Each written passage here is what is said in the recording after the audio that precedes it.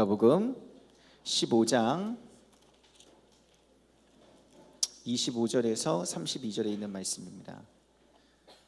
봉독하겠습니다. 시작. 마다들은 밭에 있다가 돌아와 집에 가까이 왔을 때에 풍악과 춤추는 소리를 듣고 한 종을 불러 이 무슨 일인가 물은데 대답하되 당신의 동상이 돌아왔음에 당신의 아버지가 건강한 그를 다시 맞아들이게 됨으로 인하여 살찐 송아지를 잡았나이다 하니 그가 노하여 들어가고자 하지 아니하거늘 아버지가 나와서 권한대 아버지가 이르되 내가 여러 해 아버지를 섬겨 명을 어김이 없거늘 내게는 염소 새끼라도 주어 나와 내 벗으로 즐기게 하신 일이 없더니 아버지의 살림을 창녀들과 함께 삼켜버린 이 아들이 돌아오매 이를 위하여 살찐 송아지를 잡으셨나이다. 아버지가 이르되 예 너는 항상 나와 함께 있으니 내 것이 다 내 것이로되 이 내 동생은 죽었다가 살아났으며 내가 잃었다가 얻었기로 우리가 즐거워하고 기뻐하는 것이 마땅하다 하니라. 아멘. 오늘 말씀, 오늘 낮아짐 두 번째 얘기입니다. 여러분 성경에 나타나는 복은, 복이라고 하는 건 복이에요. 복. 여기에 복 안에 사실은 모든 우리가 기대하는 좋은 것 모든 것이 다 포함됩니다. 구원, 은혜 뭐 다 포함됩니다. 예, 복이라고 하는 것은 하나님께 인정을 받는 자가 받습니다. 여러분 동의하십니까? 예, 인정받는 것 이렇게 얘기하니까 여러분들이 좀 반감을 가질 수도 있는데 얘기를 끝까지 좀 잘 들어보세요. 인정을 분명히 그렇습니다. 인정을 받는 자가 복을 받습니다. 누구로부터 인정을 받아야 되죠? 네, 그죠. 당연히 하나님이 복을 주시니까. 복의 주체는 누구예요? 그래서 여러분 기도할 때 하나님 아버지 우리를 축복하여 주옵소서 이 기도는 틀린 겁니다. 축복은 우리가 복을 빈다는 거예요. 그러니까 축복은 누가 누구에게 하는 거예요? 사람이 사람에게 하는 거예요. 하나님이 우리에게한테는 축복을 하는 게 아니라 복을 내려주옵소서. 하나님은 복을 주시는 분이지 복을 빌어주는 분이 아니에요. 비는 건 누가 하는 거예요? 우리가 하는 거고 복을 주는 건 누가 하는 거예요? 복의 주체는 누구예요? 네, 복의 근원이 누구예요? 하나님이에요. 네, 하나님이 주시는 거예요. 그래서 하나님의 인정을 받는 것이 중요합니다. 제사를 통해서 아벨은 인정을 받았어요. 그래서 복 받았죠. 그렇죠? 뭔가를 통해서 인정을 받아요. 아브라함은 순종을 통해서 하나님의 인정을 받았습니다. 그래서 복 받았습니다. 복은 죄인의 길에 서 있는 악인에게는 있지 않냐고 의인의 길에 있는 사람. 의인이 어떤 사람이에요? 하나님의 의롭다고 인정함을 받은 사람이죠. 그 의인은 복을 받습니다. 형통하죠. 바울이 이런 말 했어요. 내가 사람을 기쁘게 하랴 하나님을 기쁘게 하랴. 누구를 기쁘게 해야 돼요? 하나님을 기쁘게 하죠. 우리가 선택해야 될 때가 있어요.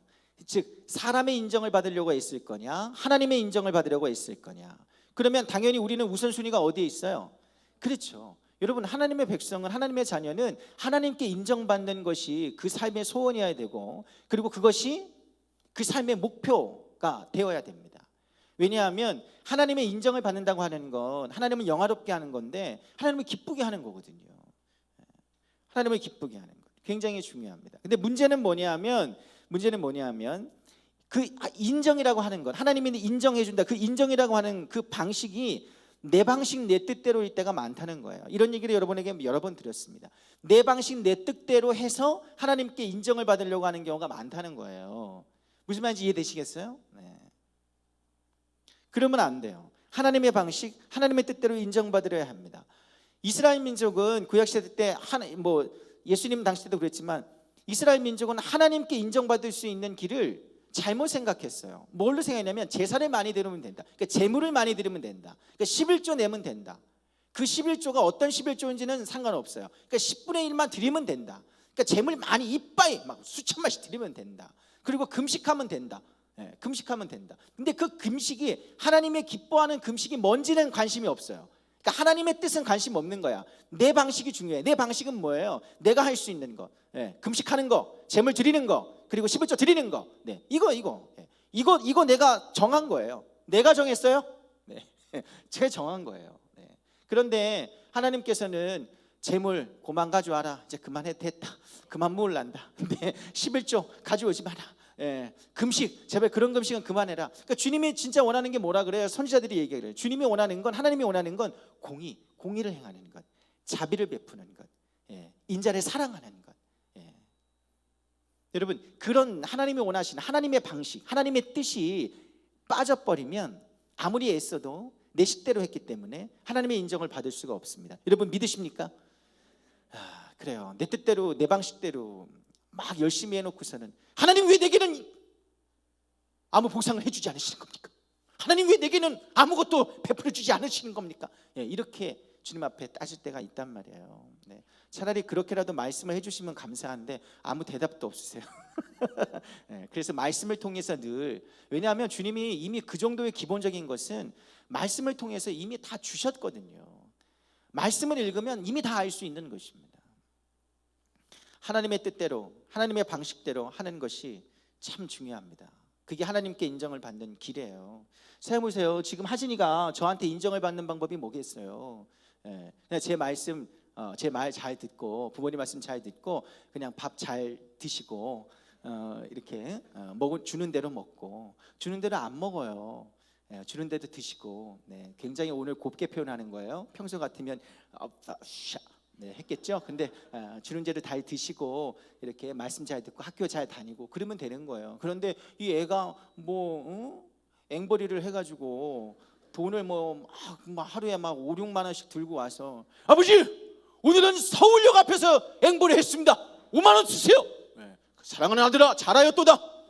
아버지는 목회에 전념할 테니 너는 앞으로 대출금을 갚도록 하여라. 이런 그건 내가 원하는 게 아니에요. 그것을 통해서 하진이가 제게 인정받을 수 없는 저를 기쁘게 할 수 없는 것이요. 네. 하진이를 나를 기쁘게 할 수 있는 방법 하나밖에 없습니다. 그냥 말씀 잘 듣고 부모가 이렇게 하라 그러면 이렇게 하고 공부해라 그러면 공부를 좀 하는 건데 얘는 전혀 내가 이걸 왜 해야 돼? 자꾸 이렇게 물어요. 내가 이걸 왜 다 맞아야 돼? 이렇게 묻는 거죠. 네. 그래서 더 사랑해 줘야죠. 근데 참 자식이 하나님의 선물인 게요. 내가 이제 지난주에 그 설문조사를 이렇게 볼 때 하진이도 옆에 있었어요. 왜냐면 하진이가 집에 가기 싫어가지고 5부 6부 예배를 다 드려요. 네, 절대 믿음이 좋아서 드리는 게 아니에요. 착각하지 마세요. 집에 가기 싫어서. 얘는 제일 호환 마마보다 더 싫은 게 집에 가자예요. 집에 가는 걸 싫어해요. 네. 집에 가기 싫어서 주일날 5부 예배 드리고 예배를 드리는 게 아니죠. 뒤에서 노는 거죠. 6부까지 드려요. 세상에. 그래서 임성명 목사님 말씀 다 듣고 그렇게. 근데 제가 그걸 이렇게 봤어요. 그러니까 애가 옆에서 보면서 내 표정이 안 좋으니까 이제 그걸 옆에서 본 거죠. 이제 봤는데 얘가 집에 가서 제일 먼저 한 게 뭐냐면 그 걔가 무슨 얘기를 했는지 모르는데 종이를 한 장 찢더니 그 위에다 이렇게 쓰는 거예요. 테이프를 붙이고 아빠를 칭찬해요. 그리고 출입구에다가 붙여놓는 거예요. 우리 애가 지금 나한테 필요한 게 칭찬이라는 걸 알았나 봐요. 근데 그걸 왜 적었을까요? 네. 지정신으로 한 건 아닐 거예요. 네, 주님이 시키셨겠죠. 근데 더 놀라운 건 아무도 거기다가 칭찬을 적지 않았어요. 아무도 적지 않았어요. 그 다음 날은 이렇게 딱 가서 봤어요. 또 그 다음 날도 딱 봤어요. 아무도 적지 않았습니다. 네. 내 와이프도 하진이도 하은이도 딱 거기까지가 주님이 시키신 거예요. 네, 아무도 적지 않아요. 어쨌든 그거 보면서 정말 하나님의 선물이구나. 정말 인정을 받았죠. 그래서 하진이가 기억하세요. 하나님의 방식대로 할 때 인정을 받습니다. 아멘. 하나님의 뜻대로 할 때 인정을 받습니다. 인정을 받는 것이 우리에게 정말 중요합니다. 정말 여러분이 형통하고 복된 삶을 살기를 원하고 무엇보다 여러분이 마침내 구원에 이르기를 원하는데 하나님의 인정을 받는 것 굉장히 중요합니다. 이걸 잘 기억하면서 2주 전에 우리 낮아짐 첫 번째 설교를 한번 잠깐 기억해 보면 우리가 이제 바리새인과 세리가 성전에 올라가서 기도하는 누가복음 18장 본문을 살폈잖아요. 사람들은 누가 하나님의 인정을 받는지 응답을 받는지에 관심이 쏠렸어요. 그 얘기를 듣고서 당연히 누가 인정을 받겠어요? 네, 바리새인이라고 생각했죠. 왜냐하면 그 둘은 비교가 되지 않는 상대라고 얘기했잖아요. 그래서 정말 비교가 되지 않는 상대이기 때문에 당연히 하나님 앞에 바리새인이 응답을 받고 인정을 받고 내려올 거야. 그 이야기 끝까지 듣기 전에는 분명히 그렇게 생각을 했을 겁니다. 당연히 바리새인. 근데 반전이 있었습니다. 누가복음 18장 14절. 우리 다시 한번 기억해 볼까요? 시작. 내가 너희에게 이르노니 이에 저 바리새인이 아니고 이 사람이 의롭다 하심을 받고 그의 집으로 내려갔느니라. 무릇 자기를 높이는 자는 낮아지고 자기를 낮추는 자는 높아지리라 하시니라. 예, 우리가 느끼는 것보다 사실 이 본문은 이들에게 처음 이 말씀을 들을 때 이들에게 엄청난 반전이에요. 그런데 이상한 건 뭐냐면 바리새인의 기도와 세리의 기도 내용을 들었잖아요. 그죠? 기도의 내용을 들었어요. 바리새인이 어떻게 기도했는지. 주여 나는 모자랐고 마침내 끝이 뭐예요? 나는 이 세리와 같지 않게 하심을 감사합니다. 나는 11조 잘 드리고 그리고 금식도 일에 한 번씩 합니다. 두 번씩 일에 두 번씩 합니다. 막 그런 기도를 듣고 세리의 기도를 들었어요. 그러면 그 기도의 내용을 들었으면 정말 뭔가를 좀 아는 사람이면 하나님이 세리를 인정하지 않았을까 이런 생각을 했겠죠. 네, 그런데 그 기도 내용을 들었음에도 불구하고 결과를 듣고 반전이라고 생각했다는 건 뭐예요? 이들이 하나님의 뜻을 모른다는 거죠. 하나님이 왜 세리를 의롭다고 했는지 모른다는 겁니다. 하나님의 인정을 받는 법을 모르니까, 하나님의 방법과 뜻을 모르니까 예수님의 결론에 놀라고 분노했던 거죠. 하나님의 인정을 받는 방식은 바리새인처럼 나는 모자랬고요 나는 얘처럼 못생기지 않게 해주시니 감사합니다. 절대 기도할 때 주님 저는 저 장애인과 같지 않게 하심을 감사합니다 이런 얘기할 절대 기도하면 안 됩니다. 우리 애는 저 아이처럼 아프지 않게 하심을 감사합니다 이런 기도하면 절대 안 됩니다. 네. 비교하지 마세요. 네. 하여튼 바리새인의 기도를 제가 뭐라고 판단했죠? 우월의식에 빠진 태도, 남을 멸시하는 태도, 남을 멸시해. 기도를 하는데 남을 멸시해요. 네. 그런 태도로 하는 것, 그런 거 안 된다 그랬습니다. 여러분, 화평케 하는 자는 하나님의 아들이라 인정을 받는다 그랬습니다. 아멘. 네, 화평케 하는 자. 그 멸시하는 기도를 들었을 때 이미 세리와 바리새인은 화평할 수가 없습니다. 네, 화평케 하지 않아요. 그러니까 당연히 인정을 받을 수가 없는 거죠. 그런 기도로는. 여러분, 그렇게 멸시하는 태도를 가진 사람은 아무리 사회적으로 종교적으로 뛰어난 위치에 있다 해도 하나님의 인정을 받을 수 없습니다. 근데 우리는 막 그런 사람들을 인정하죠. 혹 사람에게는 인정을 받을지 몰라도 하나님께는 아니에요. 여러분, 사람은 알려야 돼요. 내가 뭐 잘하고요, 내가 뭐 했고요, 다 알려야 됩니다. 예. 왜냐하면 사람은 모르거든요. 알려주지 않으면 몰라요, 사람은. 그런데 하나님은 다 아세요. 그런 거 얘기하지 않으셔도 여러분이 뭘 잘했는지, 여러분이 뭘 잘못했는지 다 아십니다. 다 아시는 분 앞에서 그런 거 얘기할 필요가 없어요. 그러니까 그런 거를 얘기함으로 통해서 하나님 앞에 접근하려고 하는 그 태도 자체가 잘못된 거예요. 예. 그런 거 얘기할 필요가 없습니다. 하나님께 인정을 받는 길은 그 본문을 통해서 우리가 알게 된 세리처럼 자신을 낮추는 거죠. 특별히 세리가 보여준 낮아짐이라고 하는 건 자신이 모임을 인정했다는 거죠. 죄인임을 고백했다는 거죠. 그것은 특별한 게 아니라 사실이에요. 세리가 죄인임을 고백했어요. 그게 특별해요? 세리가 죄인이 아니에요. 죄인이 아니에요. 남의 등골 빼먹고 사는 등골 브레이커인데 죄인이 아니에요. 죄인이에요. 여러분 그 자기가 공정하게, 공의롭게, 자기가 정당하게 누리는 것 이상의 것을 누리려고 하는 것이 다 죄입니다. 남의 마음을 아프게 하고 누리는 것 다 죄입니다. 세리 남의 등골 빼먹고 살아요. 죄인이죠. 말하지 않아도 죄인입니다. 죄인이 죄인이라고 그러는데 그게 뭐 특별해요? 당연한 거지. 그런데 놀라운 것, 하나님께 인정받는 길은요, 사실 하나님 앞에서 하나님이 보시는 사실 그대로 인정하는 게 인정받는 것입니다. 아멘. 여러분에게 특별한 거 하라는 게 아니에요. 뭐 막 억지로 주여 나는 죄인입니다, 억지로 하지 마세요. 여러분이 억지로 하지 마세요. 예. 여러분이 하나님 앞에서 보는 그 사실 그대로 그냥 인정만 하시면 됩니다. 인정하라고. 나는 잘생겼음을 인정하고, 여러분들은 그대로를 인정하면 되는 것입니다. 그렇게 낮아짐은 인정하는 겁니다. 특별한 게 아니죠. 우리가 모두가 죄인이에요. 주님은 사실 그대로를 인정하는 것을 그렇게 기뻐하십니다. 죄인이죠. 주님 저는 죄인입니다. 주님 저는 연약합니다. 그래서 뭐 해달라는 거예요? 불쌍히 여겨달라는 거예요. 당연한 거죠. 불쌍히 여겨주셔서. 아픈데 안 아픈 척 하지 말고 그러지 마세요. 아픈데 주여 나는 안 아픕니다. 주님 앞에서만큼은 아프고 싶지 않습니다. 이러지 마세요. 네.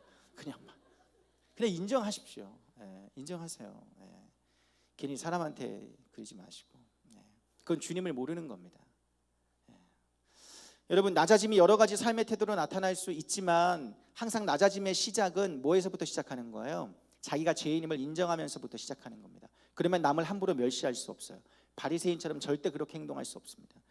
죄인임을 인정하지 않는 태도가 우월의식에 빠지게 만들고 화평을 깨뜨리고 하나님이 주시는 비전을 보지 못하는 영적 맹인이 된다. 그 얘기를 지지난주에 했습니다. 여러분, 하나님의 인정을 받고 싶으십니까? 다른 말로 여러분, 은혜 받고 싶으십니까?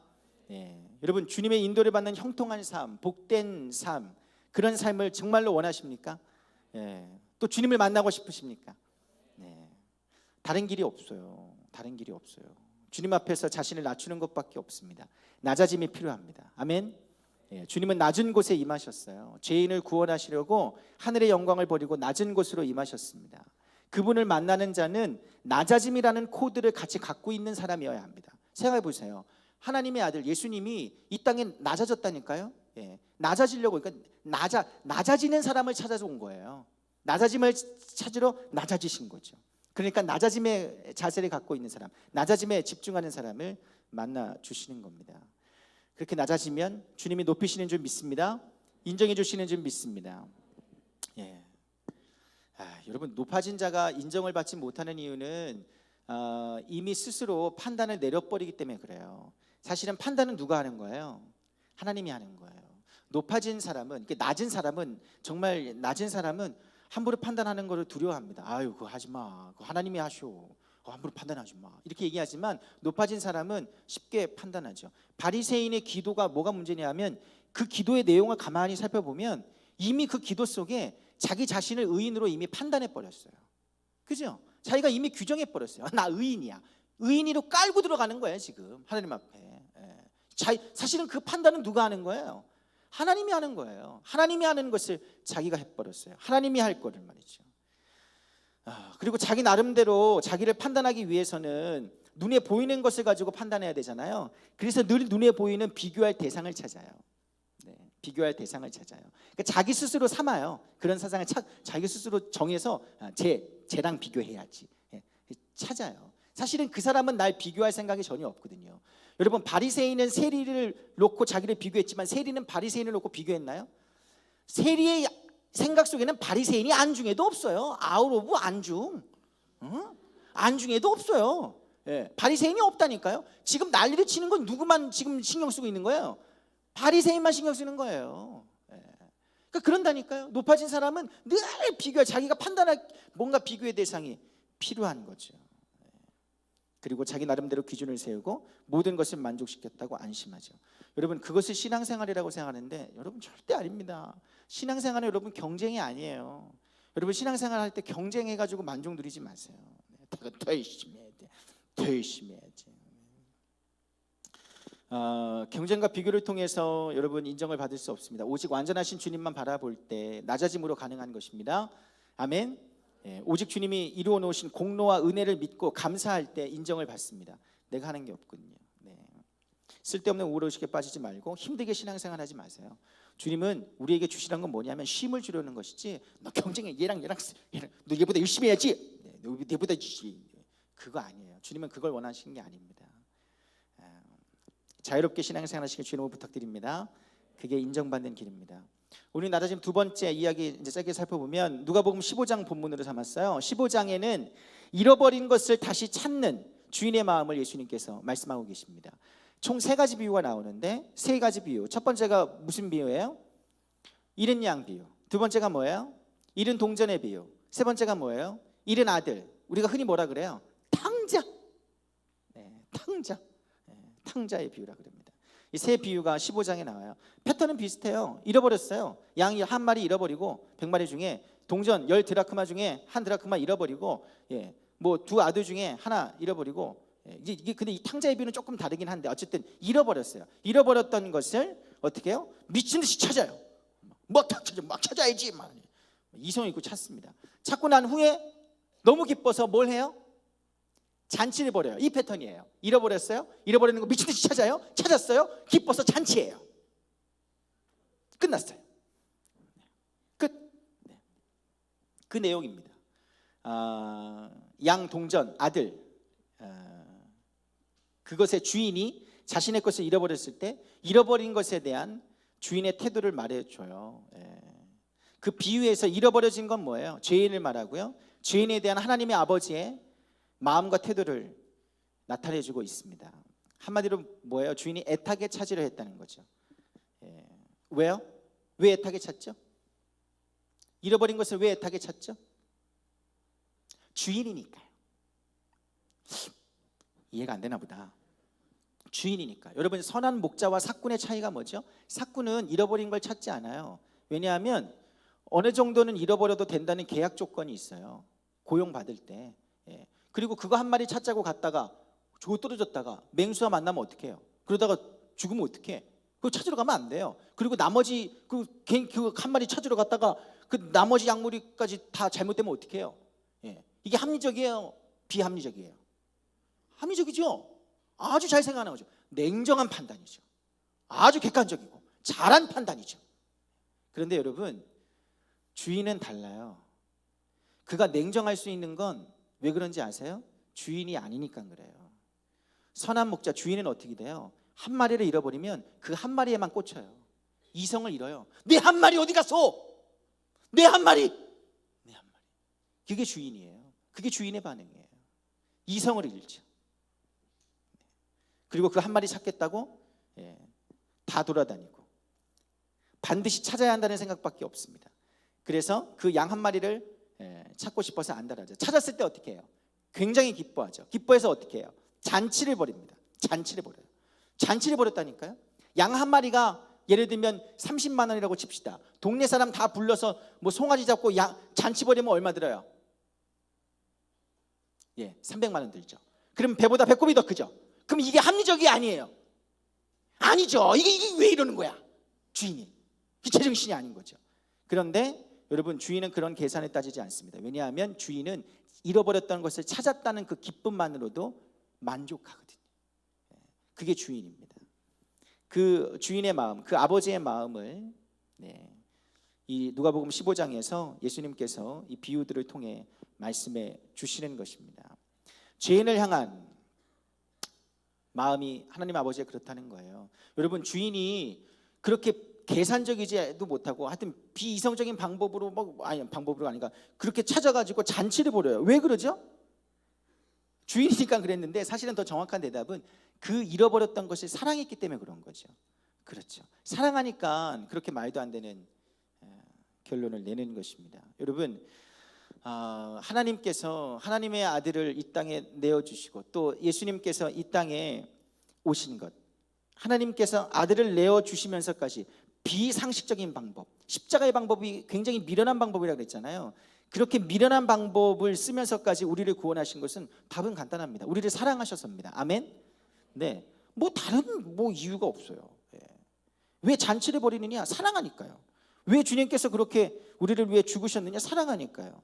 여러분, 주님께서 하늘의 영광을 버리고 철저하게 낮아질 수 있는 것은 우리를 사랑하셔서입니다.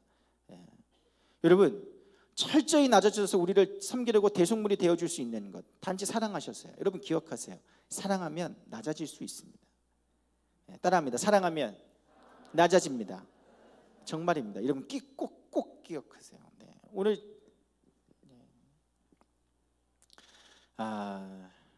사랑하면 낮아집니다.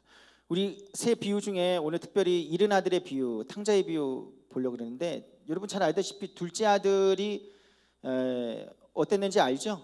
탕자. 어떻게 했는지 여러분 잘 압니다. 아버지 권위 인정하지 않고 자신이 주인 된 삶을 살고 싶어서 유산을 요구했어요. 그런 아들 앞에서 있는 아버지가 얼마나 초라하고 마음이 아프겠습니까? 근데 그 아들은 아버지의 마음 따위는 헤아리지 않습니다. 아버지는 안중이 없어요. 그냥 자기만 보입니다. 마치 채권자가 채무자에게 요구하듯이 재산을 요구하죠. 그게 바로 어떤 상태예요? 높아진 상태예요. 아버지보다 높아진 상태죠. 그런 상태입니다. 여러분, 그렇게 높아진 상태에서는 아버지의 마음을 아프게 할 수밖에 없습니다. 아버지를 기쁘게 할 수 없습니다. 여러분, 바리새인이 그렇게 높아진 기도를 가지고는 하나님의 마음을 아프게 했을까요? 기쁘게 했을까요? 아무리 지가 잘했다고 해도 여전히 아픈 겁니다. 바리새인이 그 높아진 기도를, 높아진 마음의 기도를 할 때 누가 또 마음이 아팠을까요? 세리가 마음이 아팠겠죠. 하나님이 세리를 보면서 그랬을 거예요. 야, 너 아프지? 저 얘기 들으면서 나도 아프다. 제 얘기 들으면, 제 얘기도 들으면 나도 아파. 나도 마음이 아파. 예, 높아진 마음에서는 아플 수밖에 없습니다. 둘째가 그랬단 말이에요.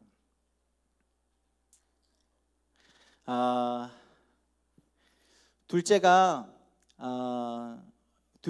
아들이 그 아버지하고 오래 살았음에도 불구하고, 여전히 자기만 봤습니다. 자기만 있죠. 그래서 아버지의 마음을 아프게 했는데, 오늘 얘기하려고는 둘째 아들이 아니라 첫째 아들이긴 한데, 감사하게도 둘째 아들은 아버지에게 돌아왔죠. 떠날 때 그의 높아진 마음은 사라지고 바짝 낮아진 마음으로 돌아왔습니다. 어디까지 낮아졌죠? 네. 자신이 아버지에게 얼마나 큰 죄를 지었는지 고백하죠. 내가 아버지께 큰 죄를 지었습니다. 낮아졌습니다. 네. 자신의 높아진 마음이 아버지의 마음을 얼마나 아프게 했는지, 상하게 했는지 깨닫고 보니까 이건 아들이라고 불릴 자격도 없는 거예요. 그래서 아버지께 돌아와서 뭐라고 얘기했어요? 나는 아버지의 아들이라 불릴 자격이 없습니다. 나를 뭐 중에 하나로 써달라고요? 품꾼, 종 중에 하나로 써달라고 그랬습니다. 그러니까 자신을 종으로 낮춰버린 거죠. 원래는 뭔데요? 아들인데요. 예, 둘째 아들이 낮아진 거죠. 그렇게 낮아졌는데 아버지께서는 그 아들을 받아주죠. 밥만 먹여달라고 하는데 오히려 그 아들을 다시 세워줍니다. 그리고 잔치를 벌이죠.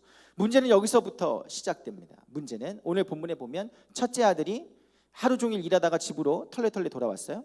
근데 집안이 시끌벅적해요. 막 에라디야 막 난리가 났습니다. 풍악을 울리고 난리가 났습니다. 음악 소리가 들리고 춤판이 벌어졌어요. 그 소리만 들어도 지금 뭐 집안이 난리 났구나 알 수 있었습니다. 굉장했던 거죠. 그래서 어안이 봉방에서 종을 불렀어요. 종 이리 와봐. 종 딸랑딸랑 그러고 왔습니다. 종 왔습니다. 종에게 물었던 거죠.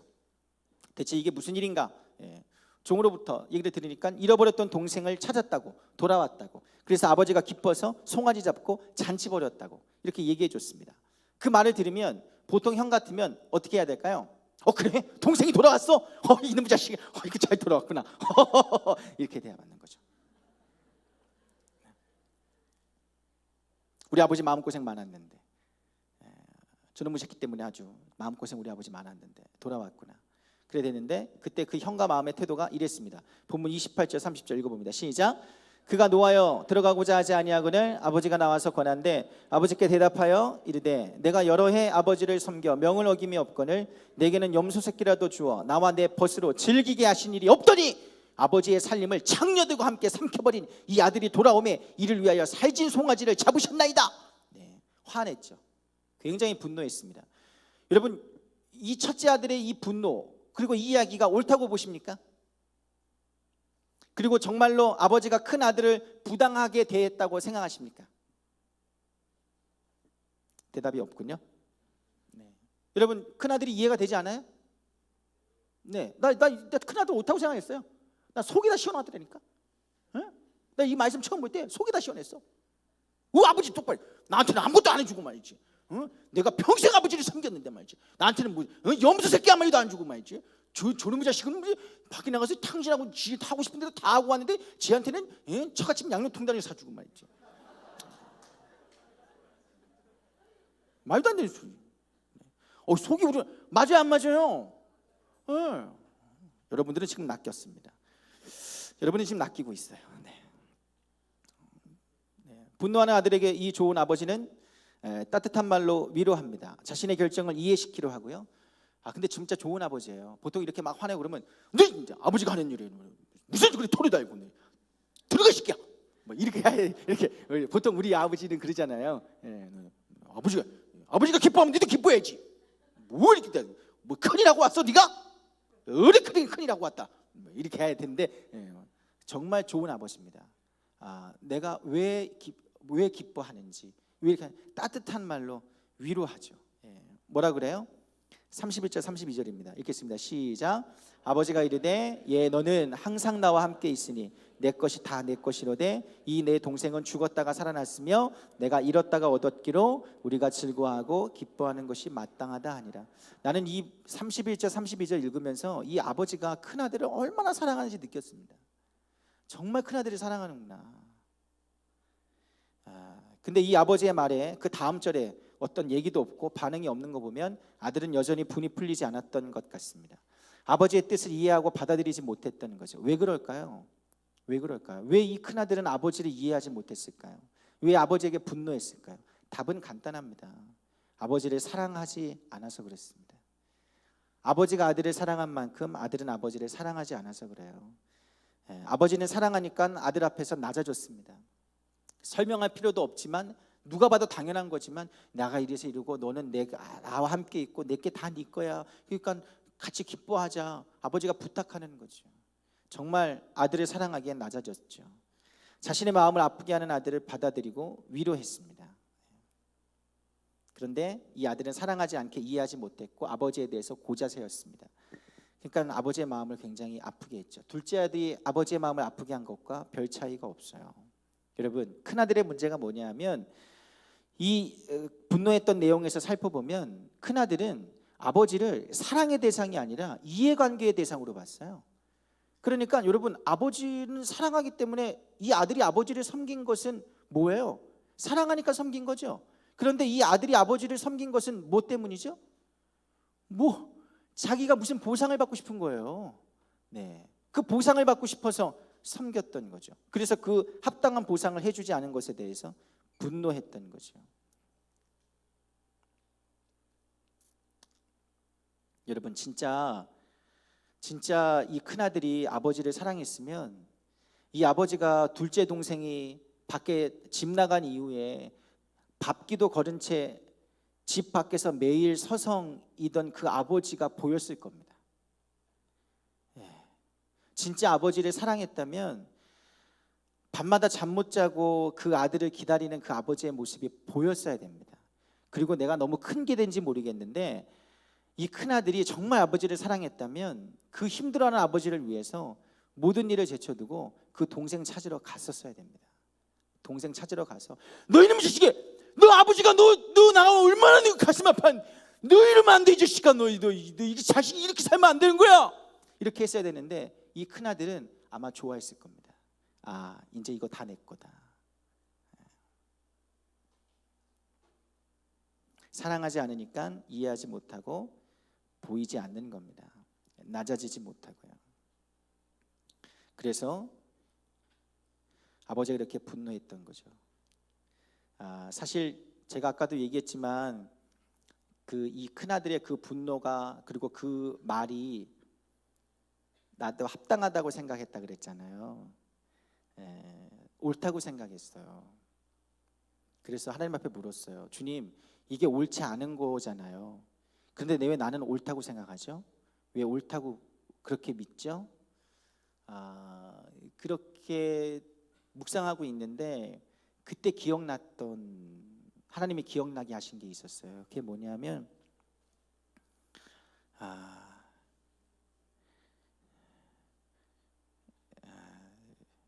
저하고 어머니하고 있었던 일인데 어머니는 늘 셋째 형에게 나이키와 아디다스 신발과 옷을 사주셨어요. 늘 나이키와 아디다스 옷을 사주셨어요. 근데 나는 항상 동갑내기 친척의 옷을 빌려다 얻어다 입혔어요.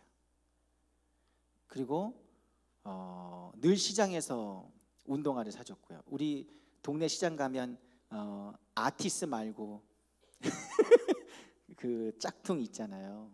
그거 사주셨어요. 어느 날 어머니에게 자주 대들었거든요. 왜냐하면 엄마한테 쌓인 게 많으니까요.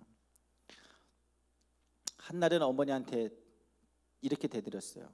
아니 왜 나는 아디다스 나이키 안 사주냐고.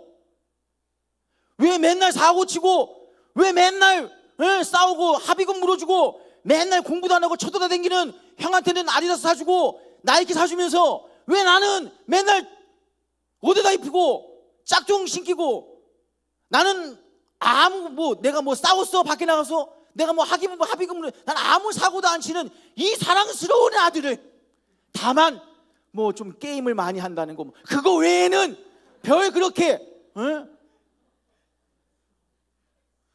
아니 왜 나한테는 그런 걸 사주지 않냐고. 왜냐하면 이런 얘기를 한 건 다른 것 때문에 어머니가 저를 뭐라 그러길래 나는 그런 꾸중을 그럴 이유가 없다고 난 생각했어요. 그리고 나는 오히려 어머니의 그 처신이 더 문제가 있다고 생각했어요. 그래서 내가 지금 이렇게 행동하는 건 어머니 때문이라고 그렇게 얘기하고 싶었던 거예요. 그때 어머니가 내게 했던 말씀이 있습니다. 준호야, 너는 내 자식이잖아. 내가 네 거잖아. 그때 감동을 받고 눈물을 흘렸어야 되는데 그게 뭔 소리냐고. 말이 되는 소리를 안 하고, 엄마 내가 자식이면은 친자식이 아닌 사람을 해주는 것보다 친자식한테 더 잘해줘야 되는 거 아니냐고. 가슴이 아파. 내 말이 틀려요 맞아요?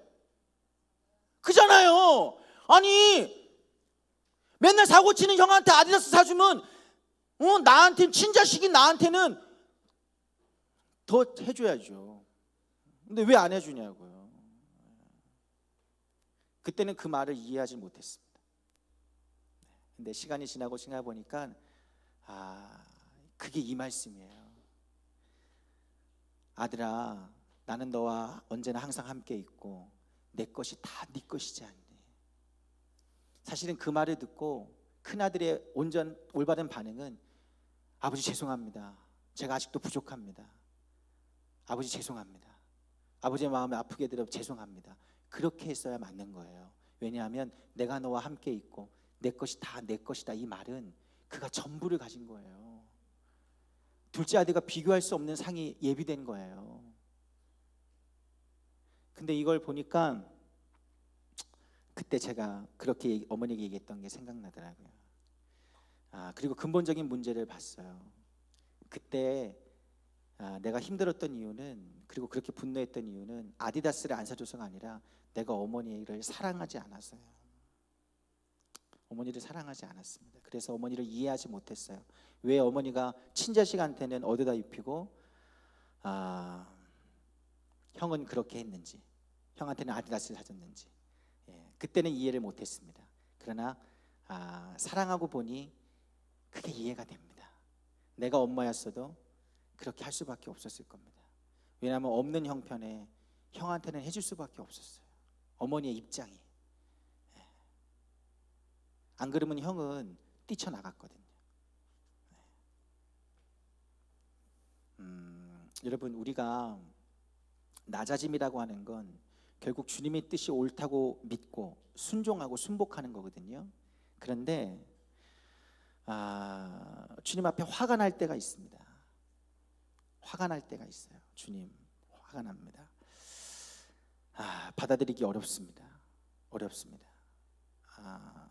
그래서 주님 앞에 낮아지는 게 아니라 주님의 마음을 아프게 하고 높아질 때가 많습니다. 그런 근본적인 이유는 뭐냐 하면, 여러분, 우리가 주님 앞에서 신앙생활을 이렇게 오래 했음에도 불구하고 주님을 사랑하지 않기 때문에 그런 것입니다. 정말 주님을 사랑하면 주님이 그렇다 하시는 것에 옳다고 순복합니다. 모세를 보세요. 됐다, 그만 기도해라, 너 여기서 죽어라, 아멘. 바울을 보세요. 주님 고쳐주세요. 됐다, 그만 기도해라, 오히려 네가 그 가시가 있는 게 더 큰 은혜다, 내 은혜가 내게 족하다, 됐다, 그만해라, 더 이상 기도하지 않았습니다. 그렇게 순복하는 것입니다. 낮아짐은 주님이 주신 것에 그저 감사하고 옳다고 고백하는 것입니다. 근본적인 것은 사랑하지 않아서 그런 거죠. 여러분, 정말 우리가 낮아져 있는지 높아져 있는지 한번 보십시오. 정말 낮아진 사람은 하나님의 사랑을 늘 고백합니다. 정말 어려운데 늘 사랑을 고백합니다. 정말 쟤는 뭐 가진 것도 없는데 늘 그분의 사랑을 고백합니다. 그리고 그분의 이름을 찬양하고 노래합니다. 고백합니다. 네, 낮아진 사람입니다. 여러분 잘 보십시오. 여러분의 입술에, 여러분의 삶에 그 고백이 있는지, 하나님의 사랑을 노래함이 있는지.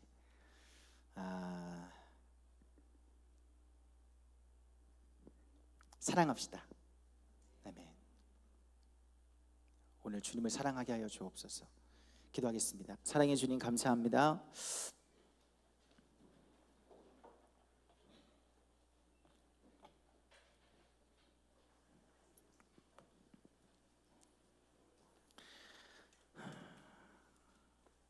주님, 우리의 마음이 낮아지지 못해서 따뜻한 말로 위로하는 아버지의 말에도 분노하고, 놀라운 축복의 말씀에도 믿음으로 반응하지 않고, 주님이 주신 결과에 분노하고 주님 앞에 높은 자세로 나아간 적이 많습니다. 주님, 내 마음이 이렇게 높은 것은 내 환경이 어려워서가 아니라, 그리고 내가 억울해서가 아니라, 내가 답답해서가 아니라, 내가 주님을 사랑하지 못해서인 그 놀라운 사실을 오늘 깨닫습니다. 주님을 사랑하게 하여 주옵소서. 이렇게 신앙생활을 오래 했는데 정작 주님을 사랑하지 못했습니다. 사랑하면 낮아지고, 사랑하면 아버지의 뜻을 이해할 수 있고, 사랑하면 아버지의 뜻에 순복할 수 있는데, 주님을 사랑하지 못해서 주님의 말씀 앞에서도 분노하고, 주님이 좋은 것을 주셨음에도 깨닫지 못합니다. 주님, 깨닫게 하여 주옵소서. 내가 너와 늘 함께 있고 나의 것이 다 너의 것이다. 내 것이 다 너의 것이다. 그렇게 말씀하시는 주님의 말씀을 진정으로 믿게 하여 주옵소서. 주님의 놀라운 은혜를 베풀어 주시옵소서. 예수님 이름으로 기도드립니다. 그 자리에 일어나겠습니다.